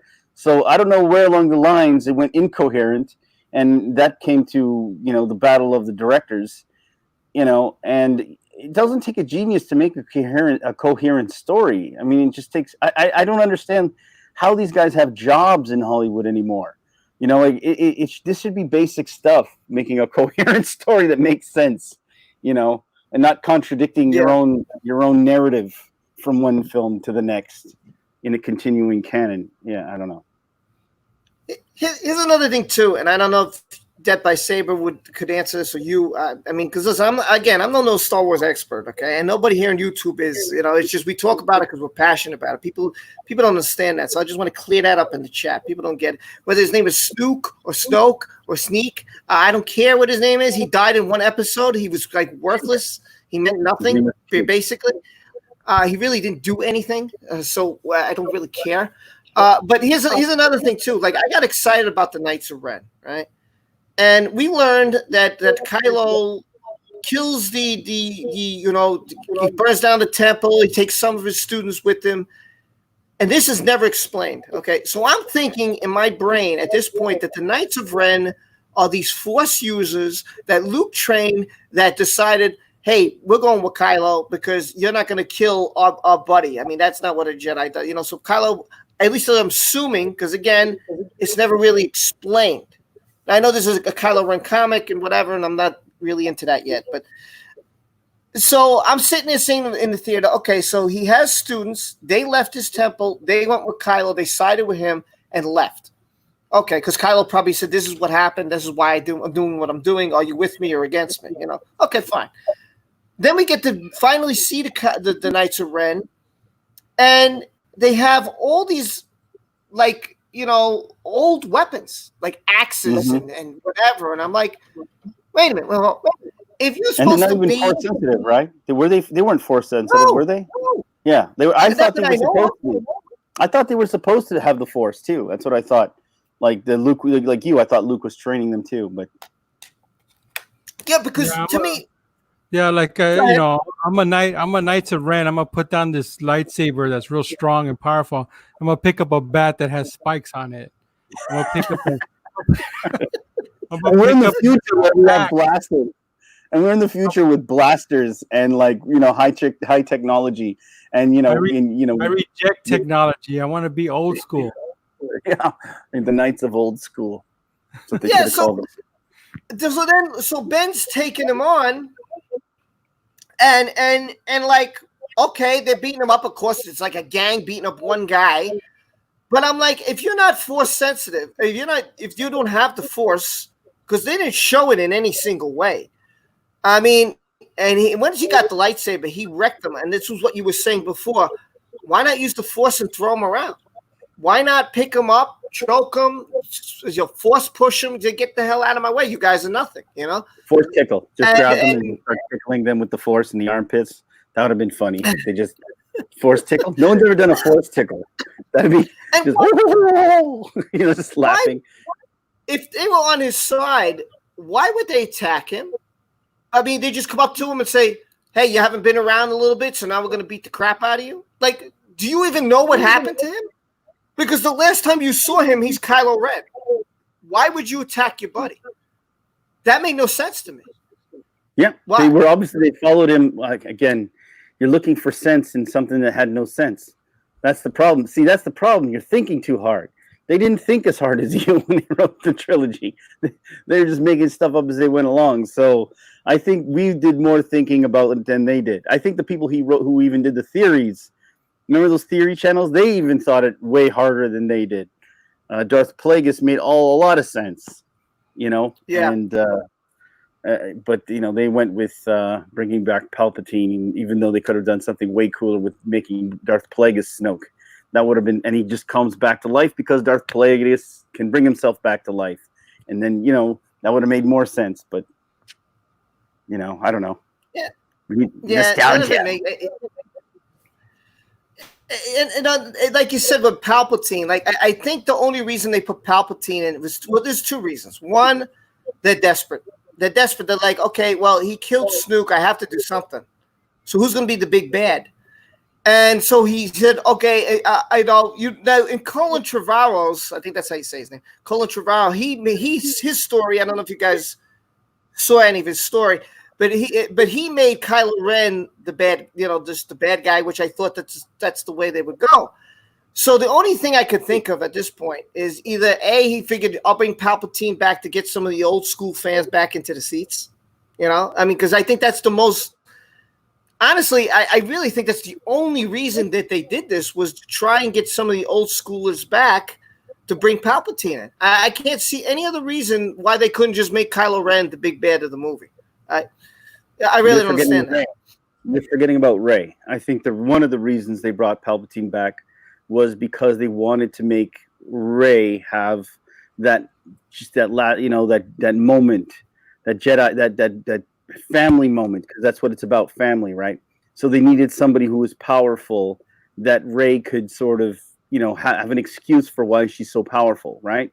So they needed to explain that, and they thought, well, we could kill two birds with one stone by bringing back Palpatine and then making her connected to Rey. So this way, Rey now has an explanation for why she's more powerful, and and at the same time bring back another bad, and that's the reason they brought her. It explains all the Mary Sue powers, right? All the Mary Sue, or some of them, but not really. But yeah, exactly. So they Which is killed two birds with one stone. Weird because it's really weird because even like the father is not force sensitive. He's a clone, okay. So again, it's like, was it necessary? Can't they just say, listen, the Broom Boy, how's Broom Boy? You got Keith Fisto, Mace Windu.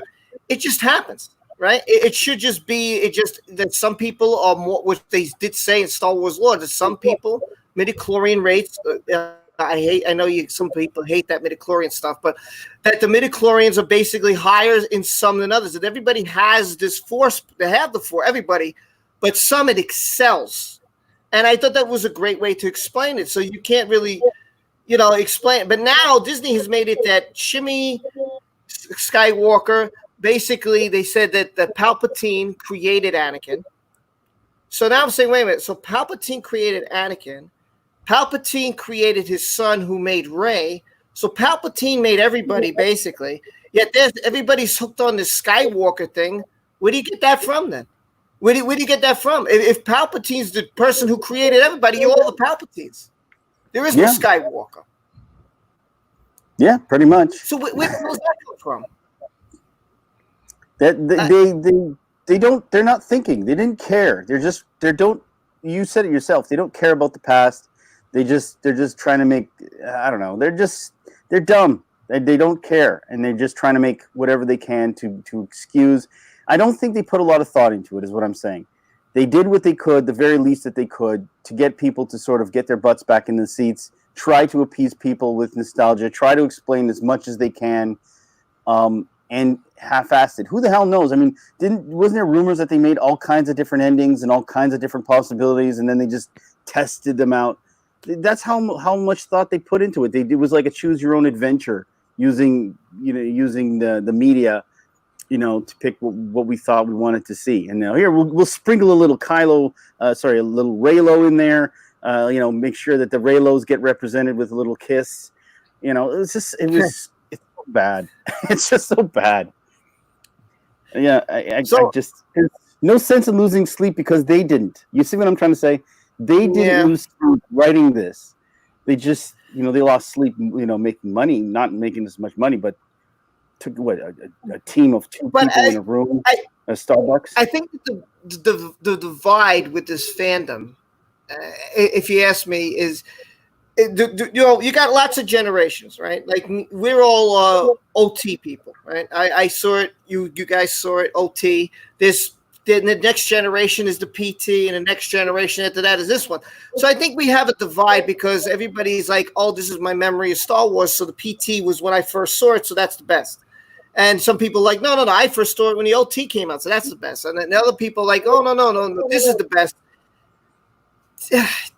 Yeah, I think that's what causes such a ripple, such a divide in the fandom, and we're our worst enemy. I mean, people, and within their own franchise, there's hate, right? And you see it all the time. Like every time I turn. People turn to violence. They don't got answers. They start saying, "Oh, I'm gonna punch your face. I'm gonna do this. I'm gonna like."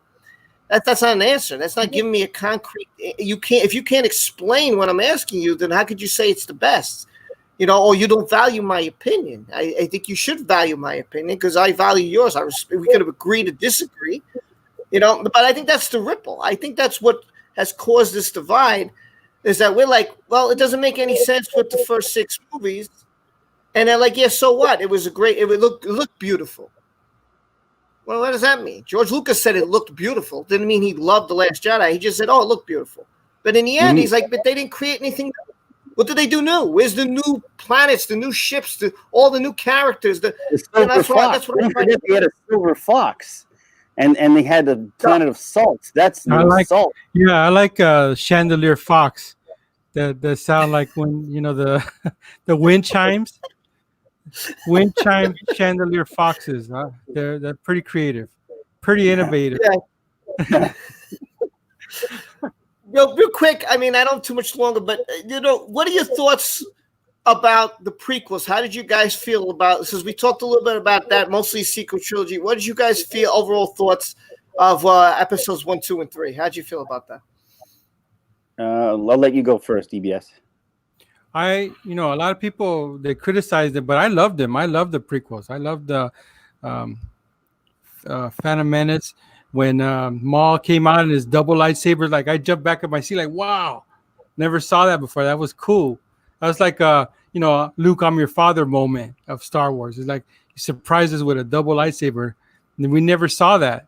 That was cool. Clone Wars, when all the Jedis were in the arena fighting all the droids, that was great. I love that scene. And then of course Revenge of the Sith, Anakin Obi-Wan's fight scene. I love the prequels. Love them. Shanie? I liked them at the time. I didn't. It's hard to say. It's funny because I have a different view of it now than I did back then. When I first watched them, I actually kind of liked them. But the more I go back to watch them, the more I find, it's cringier now than I did back in the day. But when I first watched it, I really liked it. So it's hard. It's hard for me. But I liked the first one a lot. The second one, I actually liked the second one, despite the cringy dialogue and the diatribe about sand. I hate sand. Sand is like my worst enemy. Of course, gets into everything. Gets into my butt crack. I hate it. If I could kill all the sand, I would. It gets in my shoes. And that's the moment she falls in love with him too. It was the moment he talks about sand. She goes, I don't know what it is, but he has this animosity about sand. It just turns me on. Padme's like, when do you turn 18? Yeah. Midnight, 11:59. Wait, I'll be there. Yeah. Something about this sand. I have to say. No, the third one I thought was the best of all of the three. But I liked it. I liked them. I mean, they don't stand up as. I guess what I'm saying is they don't stand up as well as as you would like them to. The CGI is dated and stuff, but I still think they're good. They're way better than this, that's for sure. They're way better, and they expanded the universe as opposed to contracted the universe. They didn't shrink the universe. This shrank the universe. Like ridiculously shrank it, like shrinkage. I have to agree. I think the majority of people, when you talk about prequels, the first movie they say is Revenge of the Sith, because to me that had everything in it. You felt everything. You felt the brotherhood between Kenobi and between Anakin. And I remember Kenobi said to Yoda, he said, "I can't do it. Have me fight the Emperor. I can't kill Anakin. He's my brother. I can't go and kill him." And what I didn't realize, I don't know if you guys saw, I did a video about this. I don't know if you saw it, but basically, Filoni explains something that I think the majority, even Star Wars Theory, the biggest of all the Star Wars, and as I said, every Star Wars fan doesn't know everything. I know I don't. There's so much I don't know. There's names I mispronounce. I'm not perfect. Doesn't mean I'm not a Star Wars fan if I can't pronounce a name. Doesn't mean that I can remember every single fact, because believe me, there's a whole book of facts here I never knew nothing about. It's incredible how much information there is. So when Filoni explains the duel of the fates between Maul and between Qui-Gon, he explains it as if, look, this was a duel for Anakin. This was, now most people saw it as just a really awesome lightsaber scene, right? Okay, I thought so too. I thought this was the rise of the Sith. This was the beginning of Palpatine and the Empire rising. That's how I viewed that as. But he said, no, this is a view that Qui-Gon was like a father to Anakin. So he's fighting for his life, and that's why he wasn't with the council. Qui-Gon was different, which I saw in the movies. A lot of people can't accept that. I don't know why, but it's a fact. And Qui-Gon was different. He was ahead of the Jedi. The Jedi didn't realize how corrupted they were becoming, because they played right into Palpatine's hands. It was set. Mace Windu says, "We're peacekeepers, man. We're not warriors." But what happened? They became warriors. They fell right into his plan.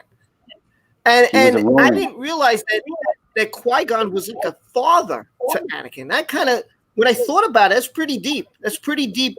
And I think this is why George is a genius, and no one will ever be like him.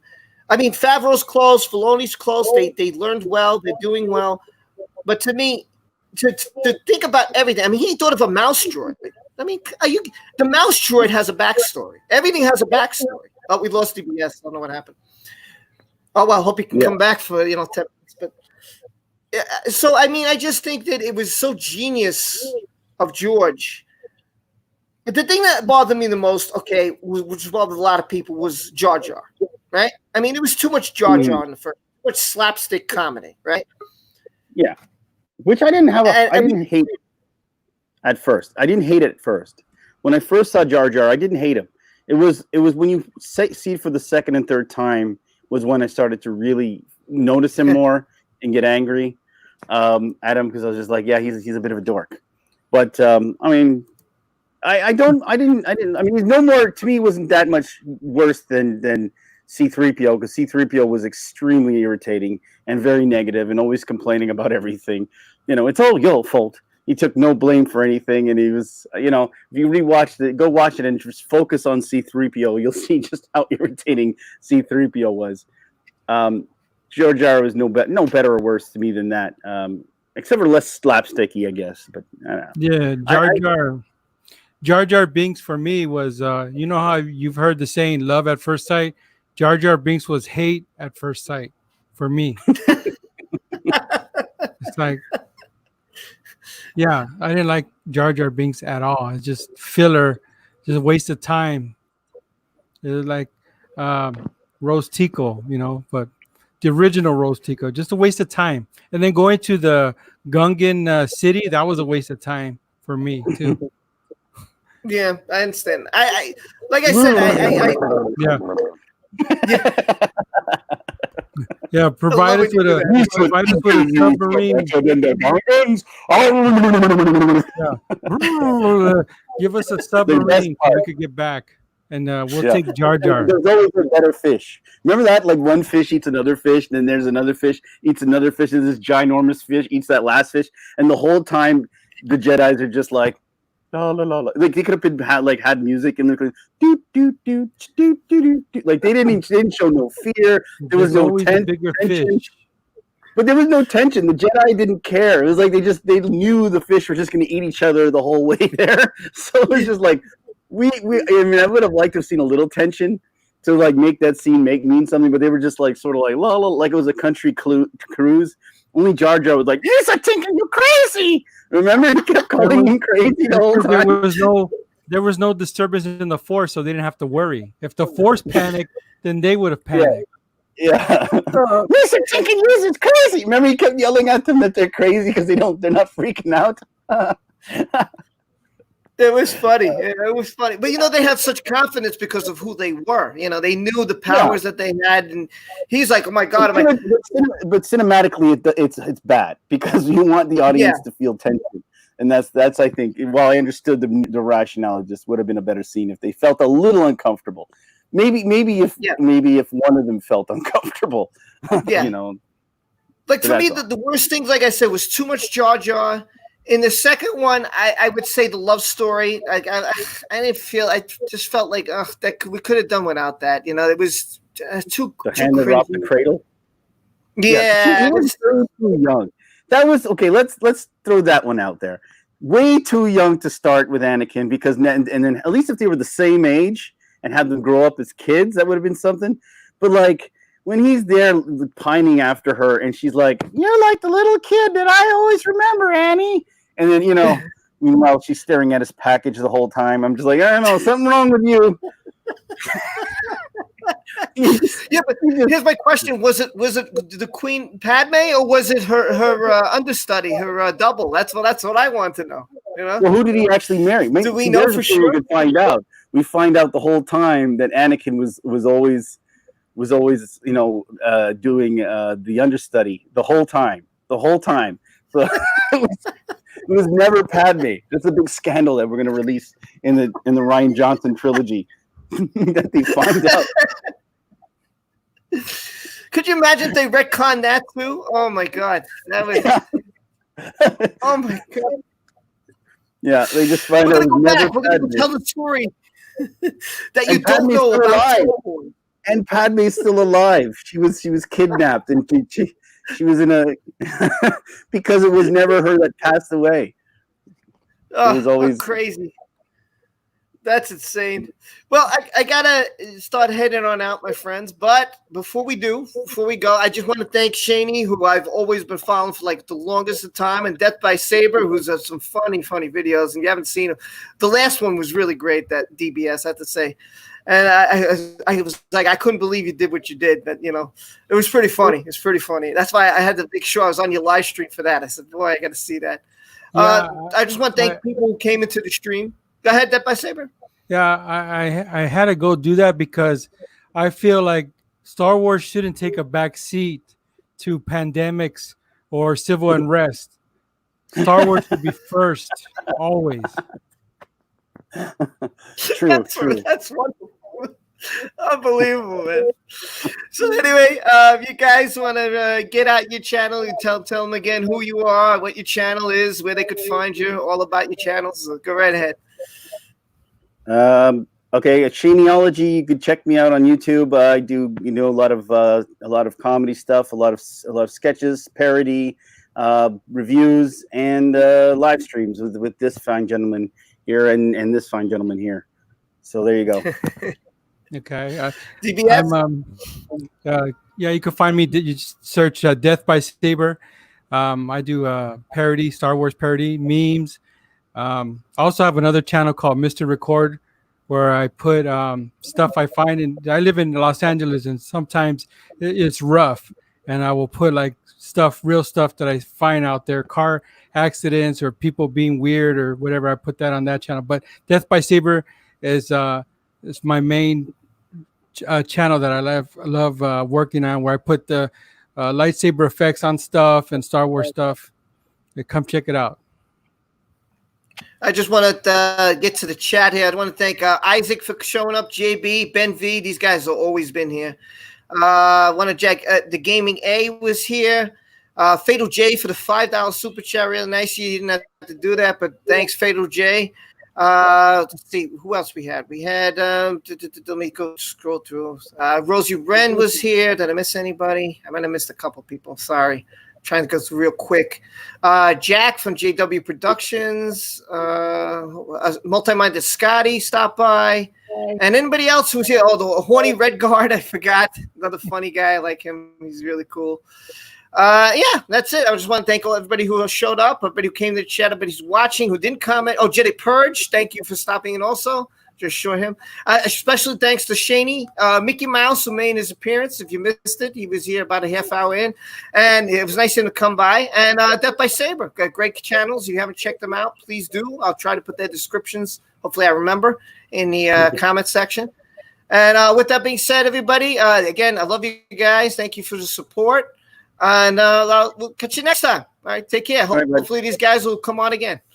Yes, we'll do. Bye, friends. Later. Later, people. Hold on, give me a minute. I gotta end it if it ends. Oh God, there we go. It was good. It was fun. DBS looks like he's melting. You look like Are you okay, DBS? Where I'm at, it's a little hot. Even though the AC's on high, it's 95 degrees outside, and